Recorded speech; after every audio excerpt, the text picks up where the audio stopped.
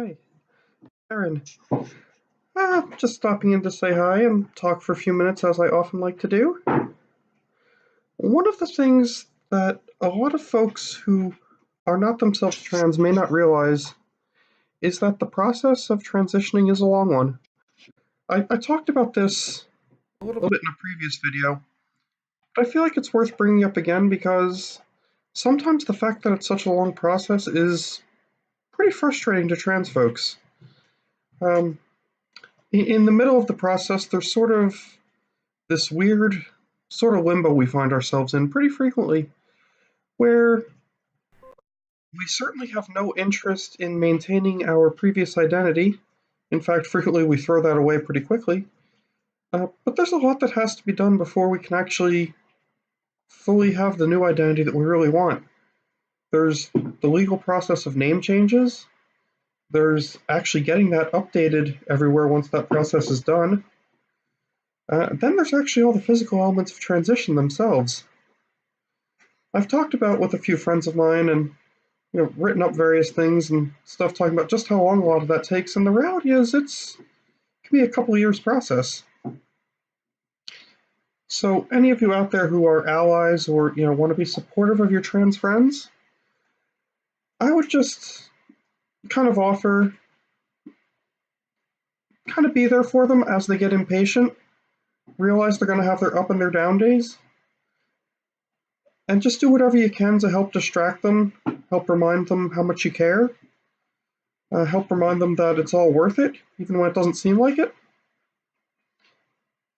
I felt compelled to say that just because it occurred to me tonight a lot as a result of somebody I know and care about very deeply, just how painful the process can be sometimes. And I know others in my life have had the misfortune of seeing me when I'm feeling that way, and it's probably very challenging for them. Something else that's important too, especially for friends and allies, is to realize that your trans friends have a lot more about them than simply being trans. Although their transition is a big thing that's going on in their life, the sum total of who they are, what they're into, what's going on with them, is a lot more than just their transition. I could talk about all sorts of interesting topics: sports, video games, the weather. Okay, maybe not that many interesting topics, but bear with me here, I'm trying. The point is, I do have other things going on in my life besides just being somebody that's in transition. And I think that oftentimes gets overlooked or forgotten. So, throwing that out there for everyone. I didn't have any specific agenda that I wanted to talk about this evening, but I did feel like it might be fun just to come on and talk since I haven't for a little while. I'm not sure if you hear my dog in the background again. That's Bo. He's pretty much always kind of skulking around doing his thing, chewing on bones or just kind of being a nudge, whatever it is he likes to do.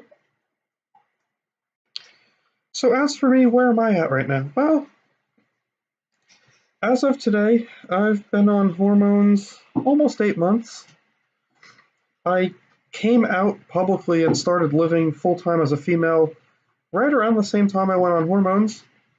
And that in and of itself was not long after I first started coming out. I was sort of, I think in one of my previous videos, I mentioned that I was going to talk a little bit more about some of the details of the process of coming out and how that actually worked for me. So officially the day that I call when I came out is July 4th of last year. I just so happened, I'm going to adjust this a little bit, I don't like the way the camera angle was. There was a reflection on my glasses that I didn't really like. Yeah, that's better. Now I feel pretty again. Okay, so it was actually on July 4th of last year. I was with my wife, my then wife. We have since separated. It was hot. I had been growing my hair out at that point for probably 8 or 9 months already, so I was starting to have some. My hair was a little bit longer, but even when I was still presenting as a male, wasn't a big deal to get away with it. However, on particularly hot days, it was starting to become problematic. And I was actually wearing a hairband, kind of wrapped around the top of my head, sort of like the way somebody like Bruce Springsteen might have done, and I think still does sometimes. Well, we were actually just kind of sitting in the car, and she looks over at me. She's like, "Oh wow, that hairband's actually kind of cool. Is that why you wanted to grow your hair out?" And I sort of looked at her, and if you were to ask me now why exactly I said this, I'm not sure I could give you a good answer. But my answer back to her was, no, really, growing the hair out was more about keeping my options open for gender expression. Uh, After about 30 seconds of her not saying anything, she kind of looks at me and it's like, oh, wait, are you transgender? Not in a mean way, more of an inquisitive and kind of curious way. She had implied things like that on one or two occasions previously. There were more subtle things I had been doing up in my life up until then, just to sort of try to scratch the itch, if you will. Various ways I would dress. Um, Sometimes I would wear undergarments that didn't necessarily correspond to being a male. Uh, Sometimes I would experiment with makeup. Sometimes I would wear jewelry. Little things like this. And I had just always just sort of brushed them off and not really thought much about them, and she didn't really push me on it. But when I finally said, "Yeah, I think I might be. I'm not really sure yet, but I'm trying to keep my options open," we sort of joked back and forth for a couple days, where I insisted upon calling myself firmly in the Q category of LGBTQ. Um, she jested with me a little bit that maybe I was not as much Q as I was claiming to be, and I probably was a T. She was right. Uh, I knew she was right, but I wasn't really ready to come to terms with that for myself. It's funny, since then, looking back, it's actually really obvious and has been for a while for me. The more I think back and the further I think back, the more things from my past that I can actually sort of piece together and make a lot more sense in context. Probably the biggest of which, and debating how much I want to say about this, but around the time I was 17 years old, I was pretty badly suicidal for a while. I don't know how many people in my life actually realized that. I think a lot of people knew that I wasn't doing too well, knew I was kind of down. I don't think, based upon people I've talked to more recently, that it was quite as widely known just how bad I was. Um, in hindsight, the reason was a lot to do with my identity. At the time, I was feeling pretty down, kind of desperately trying to feel like I wanted to fit in, feel normal, and I wasn't really able to articulate or put my finger on what the problem was back then. Now, part of this might have just simply been that trans lifestyles were not really understood, not really talked about as much. Certainly, support and clinics and that kind of thing was not as easy to come by then. In fact, the only time I had ever actually heard about somebody being transgender was a relatively short passing mention in a high school health class, where the teacher mentioned that, yeah, there were a few cases of people who actually were born feeling as though they were not actually a guy or not actually a girl and would later go on in life to basically change their gender. And it's funny because looking back, I can actually recall thinking at the time that, wow, that's really kind of cool. And perhaps even my mind going as far as saying, yeah, I wish I could do that. Yeah. Not necessarily drawing dots and kind of connecting things and realizing, well, maybe the fact that I'm thinking like that means maybe I should really look into doing that. In fact, that was the case, but I spent the next 20 years living my life in a way such that I was trying to be normal. How many of us have gone through that in various different ways? Not necessarily sexuality or gender identity or any of that kind of stuff, but how often have we been afraid to be ourselves because we feel as though it's not normal? Somebody I know and care about very much has always been fond of the saying, Normal is just a setting on a washing machine. And I think that applies here as well. And I also like to add, on a personal note, that the washing machine in my house, actually the switch on the lid doesn't really work that well to start the spin cycle. You know how the lid has to be closed before the spin cycle will start? So you actually have to kind of bang down on the lid in order to get the washing machine to run properly. That's on the normal cycle. So forget what you even thought you knew about normal. Doesn't work. Anyway, I realize I'm rambling a bit. Don't necessarily know where I was going.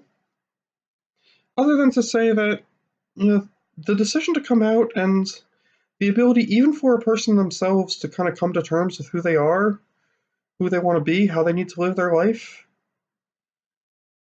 is not a small thing and not something that should be taken lightly. I see every now and again, I see in the media the notion that trans folks are just quote unquote doing this for attention, doing this because they think it would be fun or something like that. I'm here to tell you that years and years of mental health issues, all sorts of social ridicule, difficulties socially after coming out, day to day challenges with being able to go out in public, being able to pee without worrying about being beat up. These kind of things are all real for most of us, at least sometimes. I'm fortunate now, at least for the moment, that I live in an area where I'm relatively safe. There's not a whole lot of hate around me, although I have seen and experienced some choice individuals at times.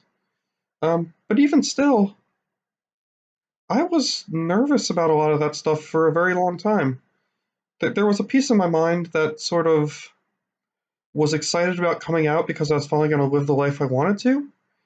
And for the longest time, I had sort of this, fuck you sort of attitude toward the world and figured if anybody didn't like me, then that was their problem and that was all well and good. But I mean, in time, that calmed down a little bit. And now that my mind has focused from, pardon my saying this, but the I don't care if people think I'm a freak, I'm going to just be me. Now it's more like, what can I do to actually fit in as the person that I truly am, rather than rather than just feel like I'm trying to play a role. Now I want to actually fit into the role that I am and try to leave behind what it was before that really wasn't me. That's actually a very interesting challenge for me. Something I've been working on personally, trying to wrap my head around. Don't think I've really quite done it yet. Hopefully someday I'll get there. I still have days, a lot of days, probably more than not, where I have to fight with my own self in the mind a little bit. I spend several times a day for several minutes at a time doing certain things just to sort of coach myself to be me, be comfortable being me. But that's okay. Uh, I wouldn't want it any other way. I know I've talked with some friends of mine who have said similar things and have said that, yeah, and this is folks who are further along than me, not as far along as me. Uh, Almost universally, they've all said, yeah, there's been plenty of times when it's gotten tough, and I've asked myself, do I want to keep going on, or do I want to just go back and just be who I was, even if it's not really me, just because it's easier. And 100% of the time, the answer is go on. I know there are people out there who have decided that the other way, but usually that's not because of what they want to do. Usually that's because of external pressures and fears. I know for me, not that I even really spend too much time thinking about that question anymore, but the reality is go on. I'm not turning back. No way. Anyway, I'm almost 15 minutes in talking about absolutely nothing in particular. So, now that I've done that, I'll bid you all a good evening, and we'll see if I have something maybe more interesting. Maybe next time around I'll actually think about what I want to talk about before I start talking about it. How's that for an idea? Almost as though I might actually take this seriously and actually try to do a good job making videos. Alright, that's enough of me being silly. Have a good night, everybody. Bye.